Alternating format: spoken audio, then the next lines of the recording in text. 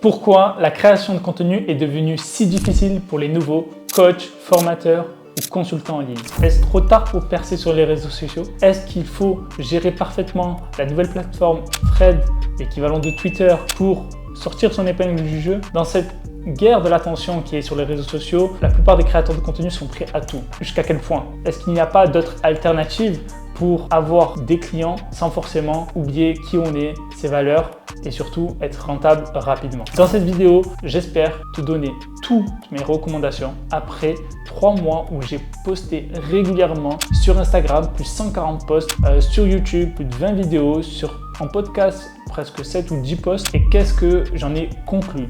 Est-ce que la création de contenu est la meilleure chose à faire pour avoir un business rapidement rentable ou il y a d'autres solutions? Abonne-toi dès à présent sur cette vidéo, mets un like, un partage si tu apprécies.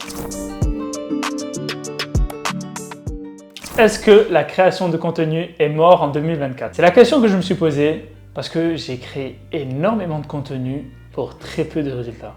Et si je rencontre ça, c'est qu'il y a énormément de personnes aussi, comme moi, qui tous les jours essayent de poster sur les réseaux sociaux afin d'attirer des prospects pour leur business, que ce soit un business de service, un business de formation ou un business tout simplement physique. Je vais raconter mon challenge et pourquoi j'en suis arrivé à cette conclusion. On est en octobre, je me lance officiellement sur les réseaux sociaux et je me suis dit, je vais créer tous les jours un Reels sur Instagram, tous les jours. Et pardon, je me trompe. J'avais testé TikTok en août, quelques vidéos, très peu de résultats. J'aimais pas la plateforme, je suis parti. Ensuite, je suis mis sur Instagram, focus Instagram. Et je commençais à faire des vidéos face cam où je parle de marketing digital, de ce que j'ai réussi, de ce que j'ai appris, de mes erreurs, etc. Et au tout début, mes premières vidéos, je suis nul. Je suis complètement nul, je suis pas souriant, je parle pas fort et j'arrive pas bien à exprimer le fond de mes pensées. Donc les résultats sont nuls. Donc je me dis c'est pas grave, je vais améliorer mon format, je vais essayer de mettre un peu plus de dynamisme sur les montages pour compenser parce que j'ai du mal à capter l'attention. Et l'attention, on en reviendra plus tard, c'est les nerfs de la guerre. Donc je me suis dit il faut que je trouve un truc. Et je vois une tendance qui arrive sur les réseaux sociaux. Comme on dit sur les réseaux sociaux, si on veut s'améliorer, apprentissage numéro 1, ainsi s'inspirer des autres. Du coup, j'ai vu qu'il y avait une nouvelle tendance qui est apparue qui s'appelle le faceless, qui est en gros des vidéos qu'on ne voit pas les visages. Et c'est une tendance qui a pris énormément de succès sur Instagram ces derniers mois où des personnes faisaient du contenu entre 5 et 8 secondes avec du texte et une longue description où ils donnent de la valeur dans le but que les personnes écrivent un commentaire ou demandent d'en savoir plus ou s'abonnent à la page. Et du coup, je me suis dit, moi aussi, je vais faire ça. Et j'ai essayé. Et ok, j'ai fait plus de vues. Ok, j'ai touché plus de gens. Et notamment, un de mes Reels a fait plus de 300 000 vues. Donc c'est vrai, ça marche. Et malheureusement, pour moi, ce Reels était beaucoup sur la productivité et le sport. Et du coup, j'ai eu plein d'abonnés, plus de 250 abonnés, je crois. Mais des personnes qui étaient intéressées par le sport et la productivité, pas des personnes qui étaient intéressées par le marketing. Mais c'est pas grave, c'est une expérience intéressante tout de même. Et c'est là que j'ai compris qu'en fait, les réseaux sociaux, il ne faut pas donner toujours qu'un seul type de format. Ce que je veux dire par type, c'est plutôt type de contenu. C'est toujours donner la même chose. Si on fait des facecam, on va faire que des facecam. Si on fait du faceless, c'est-à-dire on ne voit pas le visage, on va faire que des vidéos courtes où on ne parle pas. Ça n'a aucun sens. Où on aime bien le faire du lifestyle et on va faire que du lifestyle.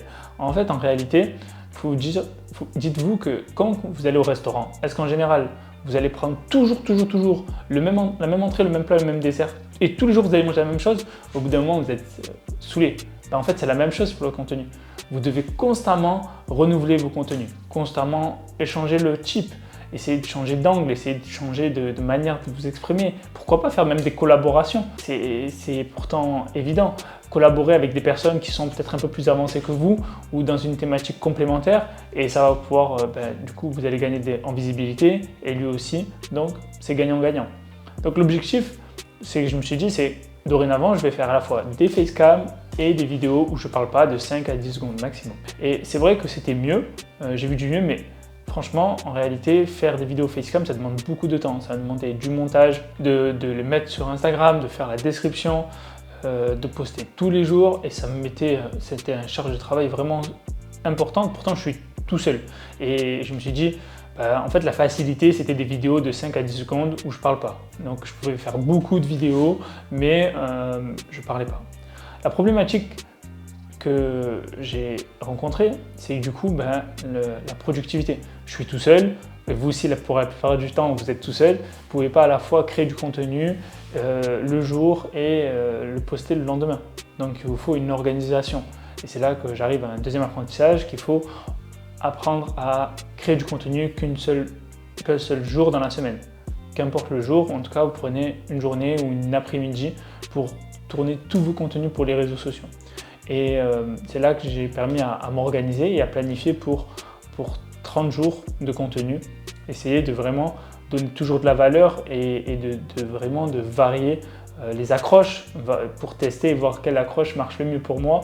Et donc, je me suis dit, ok Elias, maintenant, dorénavant, tu t'organises. Donc, ça, cet apprentissage dans la création de contenu, c'est qu'il faut s'organiser et planifier en amont ce que vous voulez créer, que ce soit pour YouTube, que ce soit pour Instagram, que ce soit pour votre podcast, si vous lancez votre podcast. D'ailleurs, j'en profite pour faire un aparté. En dessous, il y a un lien pour découvrir le podcast. J'en parle pas beaucoup, mais je crée du coup beaucoup de contenu aussi sur ma chaîne, sur mon podcast. Donc n'hésitez pas à aller rendre visite. Vous allez apprendre des choses que vous n'allez certainement pas voir sur YouTube. Mais surtout, au lieu de s'inspirer, il faut aussi apporter sa valeur, sa touche personnelle. Ça ne sert à rien de copier exactement vos concurrents ou exactement ce que quelqu'un fait aux États-Unis. Prenez ce qui marche bien aux États-Unis, essayez de l'adapter à votre manière. Quand je dis votre touche personnelle, c'est pour faire référence à votre personal branding. Créer du contenu, tout le monde peut créer du contenu. Tout le monde peut créer du contenu, faire des stories et tout, mais ce qui va faire la différence, c'est que c'est votre personal branding. Actuellement, on a beaucoup de gens qui créent du contenu, que ce soit pour leur business, mais en général, on va se rappeler des 5 meilleurs dans cette niche. Donc, pour prendre un exemple, pourquoi dans la création de contenu, ça demande aussi du temps. Je pense à Oussama Ammar. Oussama Ammar est super connu sur les réseaux sociaux parce qu'il a commencé à faire des vidéos en 2012 sur YouTube. Yomi Denzel est super connu parce qu'il a commencé à faire des vidéos sur YouTube mais aussi des concours sur Instagram en 2018. C'est pour ça que maintenant il a beaucoup d'abonnés. Jody Cavalier, il a fait énormément de buzz sur TikTok en étant clivant en 2020, à l'époque du Covid. Donc c'était là qu'il fallait se positionner sur TikTok. Ou Margot Cunego, qui elle a fait beaucoup de contenu sur LinkedIn en 2022. Elle a vraiment explosé et c'est là que vraiment son business a vraiment pris une grande ampleur. Donc, le point que je veux en venir, c'est tout prendre du temps. Donc, si vous créez du contenu et pour avoir des clients maintenant ou dans 3 mois ou dans 6 mois, ça va être très compliqué. Concrètement, je pense que si vous voulez avoir des abonnés, des clients au bout de 3 mois, 6 mois, c'est que vous devez créer 3 Reels par jour et ça demande une organisation folle, ça demande des équipes, ça demande de l'argent. Et en général, si vous êtes seul, vous avez peut-être ni la capacité de comprendre, avoir la vision et la stratégie que vous voulez faire dans le contenu. Est-ce que vous voulez donner du contenu éducatif, lifestyle, ou que les gens aient confiance en vous, ou on parle plus de votre histoire. Et les personnes qui aussi ont du mal à se montrer sur les réseaux sociaux de manière générale. Donc, se montrer sur les réseaux sociaux, créer de la valeur, créer des choses utiles, c'est important. Mais créer ça aussi avec votre personal branding. C'est ça qui va faire la différence. Parce que tout le monde peut copier, et on le voit très bien avec le contenu où on ne voit pas les visages. Au final, c'est des pages inspirantes, motivantes. Ok, ça génère de l'argent, mais jusqu'à quand? Et est-ce qu'on va se rappeler de ces personnes-là? Je crois pas. La réalité, c'est que les personnes connectent avec les gens quand ils voient des visages. D'ailleurs, dans la publicité, on dit toujours de montrer des personnes qui parlent face caméra et qui sourient. Parce que c'est toujours agréable d'avoir une personne, un visage et en plus qui sourit, tout simplement. Autre apprentissage que je voulais vous partager, c'est qu'il ne faut pas analyser trop vite les performances de vos vidéos. Donc, par exemple, j'analysais tous les jours pour voir si mon Reel avait marché ou tous les jours si ma vidéo YouTube avait fonctionné. La réalité, c'est que vous êtes au début nul, comme il dit Mohamed Ali, nul, ça nul. La réalité, c'est qu'il ne faut pas se comparer aux autres et se dire qu'eux, ils sont là depuis plus longtemps, ils ont des équipes, ils ont des conseillers, ils ont des meilleures caméras, des meilleurs téléphones et ils sont plus entraînés. Donc, une fois par semaine, un moment pour analyser les statistiques. Et une fois par semaine, analyser ce qui a bien marché, ce qui n'a pas bien marché. Ce qui a bien marché, à reproduire, voire à améliorer. Et ce qui n'a pas marché, à ne plus refaire, tout simplement. Donc, analyser qu'une fois par semaine et ne pas rester dans la comparaison. Ensuite, ce que je voulais dire, c'est que la création de contenu, c'est vraiment quelque chose sur du long terme.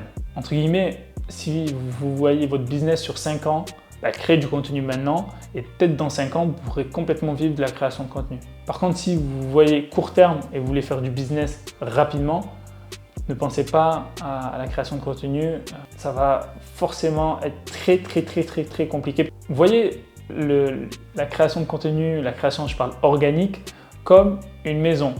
Vous investissez dans une maison dans le sud de la France, vous allez faire les fondations, vous allez vérifier, vous allez faire les bâtisses, ensuite vous allez travailler le terrain, ensuite vous allez faire des rénovations et peut-être au bout de 5 ans, 10 ans, ça aura une belle valeur.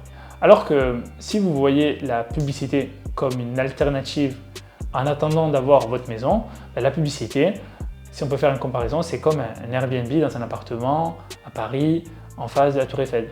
Donc l'expérience client est garantie et c'est la même chose. La publicité va vous garantir un certain nombre de visibilité. Et c'est là où je voulais en venir, c'est la solution numéro 1 si vous voulez rapidement trouver des clients va être tout simplement la publicité. Il faut se le dire, c'est la publicité qui va vous permettre d'avoir de la visibilité, de parler aux personnes que vous souhaitez, parce que vous allez définir dans les paramètres à qui vous voulez montrer cette publicité, par centre d'intérêt, par âge, par sexe, ou tout simplement les gens qui ont déjà visité vos pages. Ensuite, la publicité va vous permettre de parler de la meilleure des façons votre offre ou donner envie d'en savoir plus sur votre méthodologie, votre solution.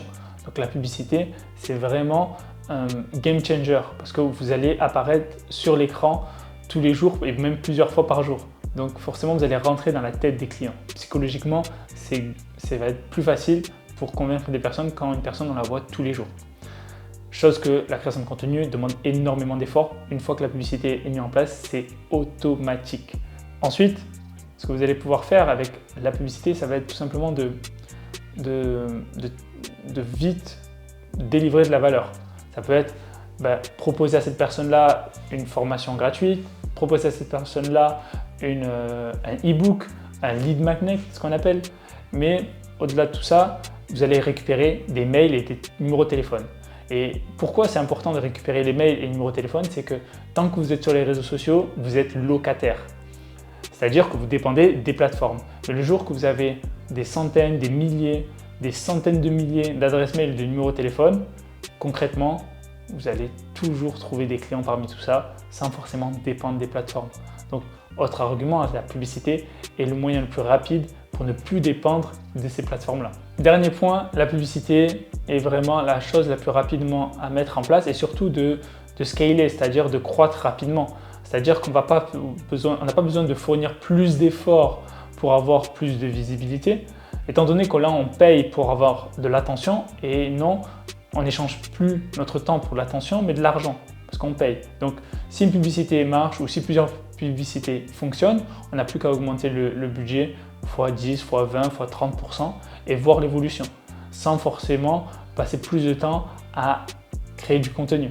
Donc c'est un argument très important à garder en tête, c'est que la publicité est le moyen numéro 1 pour générer du cash dès maintenant, pour tester son offre et surtout pour scaler son offre. Mais si vous me dites que, ok Elias, la publicité c'est bien, mais j'ai pas le budget.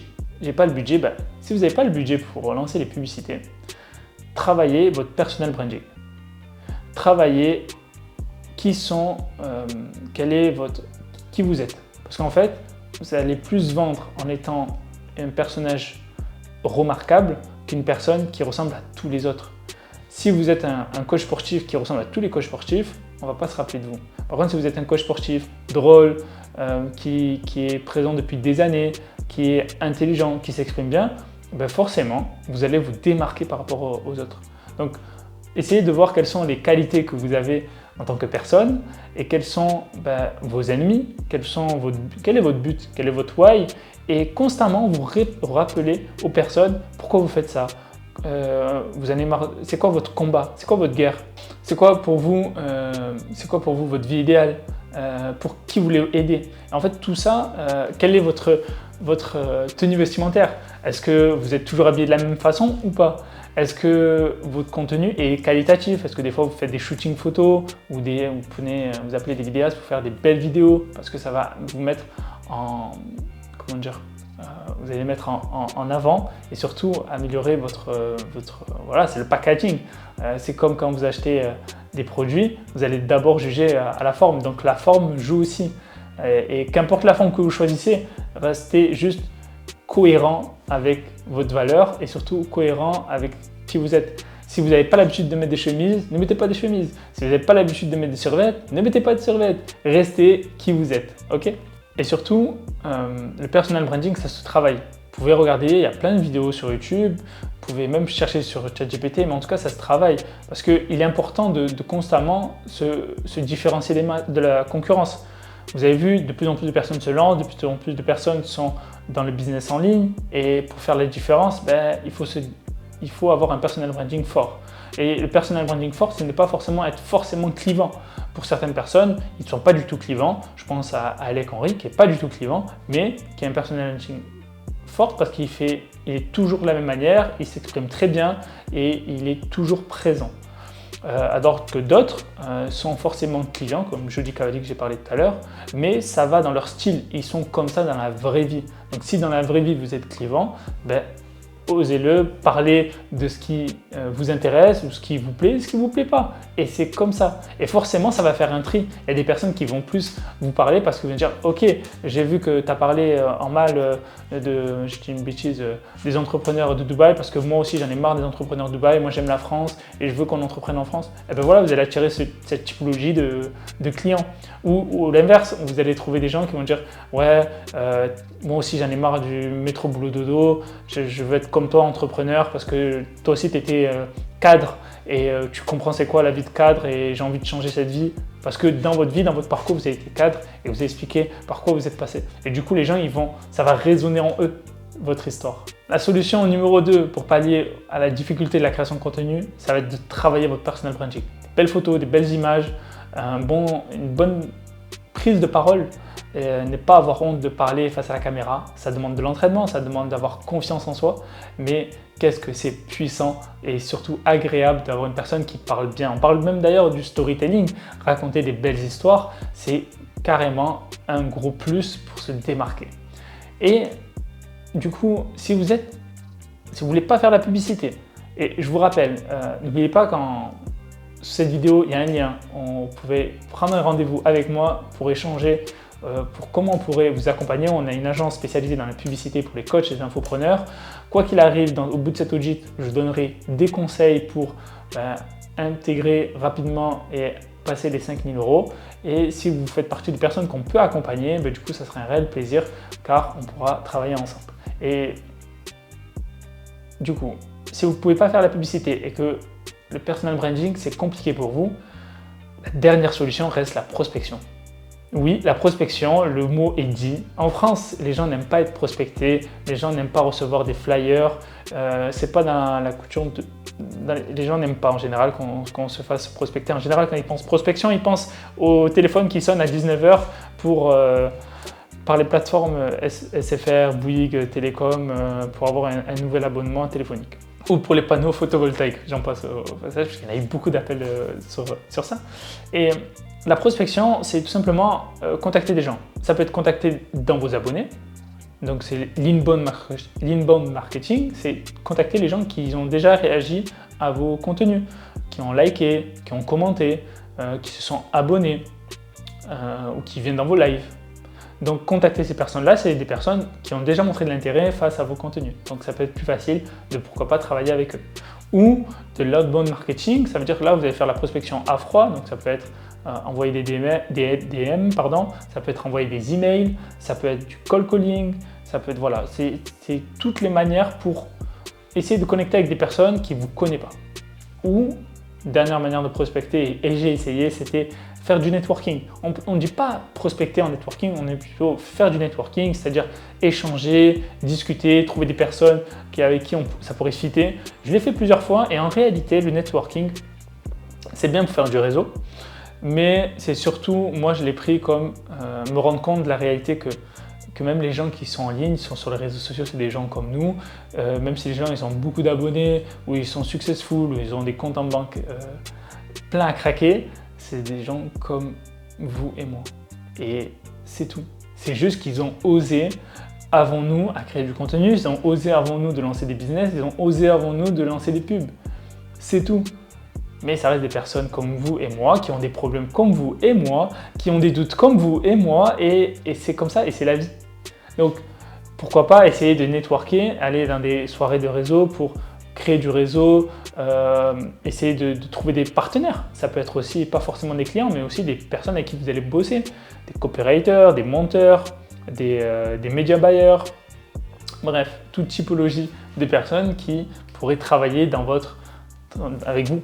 Donc, posez-vous la question, la création de contenu, si c'est pour faire sur 3 mois et avoir un business sur 3 mois, ne misez pas là-dessus, mais plutôt sur la publicité et ensuite sur le personal branding et ensuite la prospection.